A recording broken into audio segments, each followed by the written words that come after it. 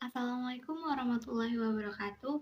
Halo, perkenalkan kami dari jurusan Ilmu Administrasi Negara, Fakultas Ilmu Sosial dan Ilmu Politik, Universitas Lampung, angkatan 2022 kelas Rek C.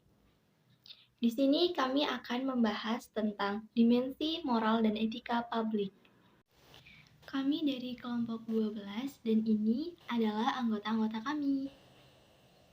Pengertian etika dan moral. Menurut jurnal Law, Morals and Ethics yang ditulis oleh Geoffrey C. Hazard, istilah moral berasal dari kata Latin mores, sebuah istilah yang menunjukkan penggunaan dalam suatu komunitas. Lebih tepatnya istilah ini dapat berarti cara rakyat yang dijiwai dengan makna etis. Selanjutnya, pengertian etika adalah norma-norma yang dimiliki oleh suatu kelompok atas dasar saling pengakuan dan biasanya timbal balik. Sebenarnya, etika dan moralitas memiliki arti yang sama sebagai sebuah sistem tata nilai tentang bagaimana manusia harus tetap mempertahankan hidup yang baik, yang kemudian terwujud dalam pola tingkah laku ataupun perilaku dari waktu ke waktu hingga menjadi suatu kebiasaan. Ada tiga fokus utama dalam pelayanan publik, yakni yang pertama adalah pelayanan publik yang berkualitas dan relevan, yang kedua, sisi dimensi reflektif, etika publik berfungsi sebagai bantuan dalam menimbang pilihan, sarana kebijakan publik, dan alat evaluasi. Yang ketiga adalah moralitas etika, menjembatani antara norma moral dan tindakan faktual. Selanjutnya, kita akan membahas tentang standar profesi nilai moral, etika, kode perilaku. Etika publik juga memiliki nilai-nilai yang disepakati bersama sebagai pola perilaku dikenal sebagai kode etik yang terdapat dalam aparatur sipil negara atau disebut ASN. Kode etik profesi adalah bagaimana mengatur tingkah laku suatu kelompok di dalam masyarakat dengan ketentuan-ketentuan yang tertulis diharapkan dapat berpegang teguh oleh sekelompok profesional tertentu, memberikan jalan, pedoman, tolak ukur, dan acuan untuk mengambil keputusan tentang tindakan apa yang akan dilakukan dalam berbagai situasi dan kondisi tertentu dalam memberikan pelayanan profesi atau keahliannya masing-masing. Merupakan standar profesi nilai, moral, etika, kode perilaku, dan kode etik. Menurut Undang-Undang Nomor 5 Tahun 2014 Pasal 5 tentang ASN yaitu 1. Melaksanakan tugasnya dengan jujur, bertanggung jawab, dan berintegritas tinggi. 2. Melaksanakan tugasnya dengan cermat dan disiplin. 3. Melayani dengan sikap hormat, sopan, dan tanpa tekanan. 4. Melaksanakan tugasnya sesuai dengan ketentuan peraturan perundang-undangan. 5. Melaksanakan tugasnya sesuai dengan perintah atasan atau pejabat yang berwenang sejauh tidak bertentangan dengan ketentuan peraturan perundang-undangan dan etika pemerintahan.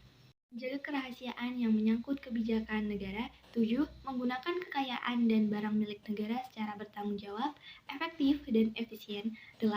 Menjaga agar tidak terjadi konflik kepentingan dalam melaksanakan tugasnya. 9. Memberikan informasi secara benar dan tidak menyesatkan kepada pihak lain yang memerlukan informasi terkait kepentingan kedinasan. 10.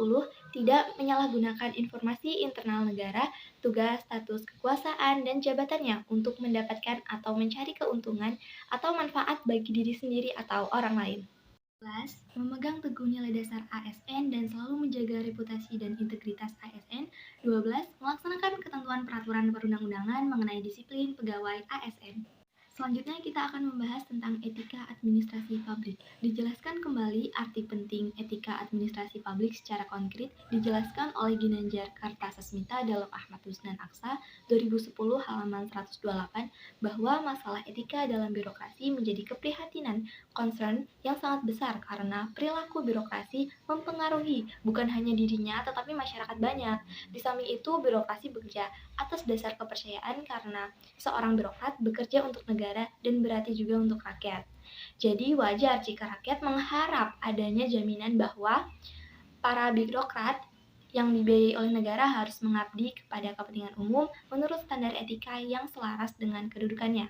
Dengan demikian, pentingnya etika administrasi publik yang diharapkan dapat diterapkan oleh para birokrat karena akan sangat berpengaruh baik untuk diri aparat birokrat maupun bagi rakyat. Birokrat yang berperan sebagai abdi negara tentunya diharapkan dapat menjalankan tugas-tugas sesuai aturan hukum yang berlaku. Sedangkan birokrat yang berperan sebagai abdi masyarakat dapat menunjukkan etika dan moral yang tinggi di mata masyarakat ketika menjalankan tugas dan kewajibannya. Jika birokrat dapat menjunjung tinggi kedua fungsi ini dalam menjalankan tugas, maka ia mampu menunjukkan kinerja yang berkualitas sekaligus dapat dipercaya oleh rakyat. Ada 10 ajaran etika dan moral dalam birokrasi pelayanan publik, yakni 1. Tunjukkan integritas fiskal, 2. Hindari abstraksi moral, 3. Libatkan abstraksi moral, 4. Akui teori pluralis, 5. Percaya pada dikotomi, 6. Tidak mempercayai dikotomi, 7. Menjunjung tinggi keadilan sosial, 8. Mengupayakan wacana profesi, 9. Mempertahankan tatanan konstitusional, 10. Melayani masyarakat. Etika birokrasi dalam perspektif normatif artinya pejabat publik birokrasi perlu meminimalkan aturan dan memaksimalkan nilai-nilai dengan penekanan pertama-tama pada tindakan yang benar. Sedangkan etika dalam perspektif struktural artinya bahwa pejabat publik karena memiliki struktur dalam kehidupan masyarakat, maka ia harus dapat mengendalikan perilakunya sehingga dapat memberikan layanan yang baik kepada masyarakat. Selanjutnya, kami akan membahas tentang dimensi moral dan etika publik. Pada prinsipnya, ada 3 dimensi etika publik. Yang pertama, tentang kualitas pelayanan publik. Etika publik menekankan pada aspek nilai dan norma, serta prinsip moral, sehingga etika publik membentuk integritas pelayanan publik. Moral dalam etika publik menuntut lebih dari kompetensi teknis, karena harus mampu mengidentifikasi masalah-masalah dan konsep etika yang khas dalam pelayanan publik. 2. Tentang modalitas, terdiri dari 3 unsur. A. Akuntabilitas, berarti pemerintah harus mempertanggungjawabkan secara moral, hukum, dan politik atas kebijakan dan tindakan-tindakannya kepada rakyat. Ada 3 aspek dalam akuntabilitas. Yang pertama yaitu mempertanggungjawabkan kekuasaan melalui keterbukaan. Kedua, memahami akuntabilitas sekaligus sebagai tanggung jawab dalam disabilitas. Ketiga, hak warga negara untuk mengoreksi dan mengambil bagian dari kebijakan publik. Yang B, transparansi, berarti organisasi pemerintah bisa mempertanggungjawabkan apa yang telah dilakukan dengan memberikan informasi yang relevan atau laporan terbuka terhadap pihak luar atau organisasi mandiri seperti legislator, auditor, dan publik serta dipublikasikan. C. Netralis. Netralis dalam etika publik yang diambil adalah netralis politik. Pejabat publik harus memegang teguh prinsip netralis politik karena akan menjalankan pemerintahan dan pemimpin nantinya akan silih berganti. 2 makna netralis publik adalah pelayan publik dilarang untuk mengikuti semua aktivitas politik. 2. Aktivitas partisipasi partai politik jika sudah memegang teguh sudah menjabat pelayan publik dilarang untuk kembali mengurusi partai. Yang ketiga, tindakan integritas publik. Integritas publik dalam arti sempit yakni tidak melakukan korupsi atau kecurangan. Adapun maknanya secara luas yakni tindakan yang sesuai dengan nilai, tujuan, dan kewajibannya untuk memecahkan dilema moral yang tercermin dalam kesederhanaan hidup. Integritas publik juga dimaksudkan kualitas dari pejabat publik yang sesuai nilai, standar aturan, moral yang diterima masyarakat. Integritas publik juga merupakan nilai baik seorang pejabat publik yang didukung oleh institusi sosial seperti hukum, aturan, kebiasaan, dan sistem pengawasan.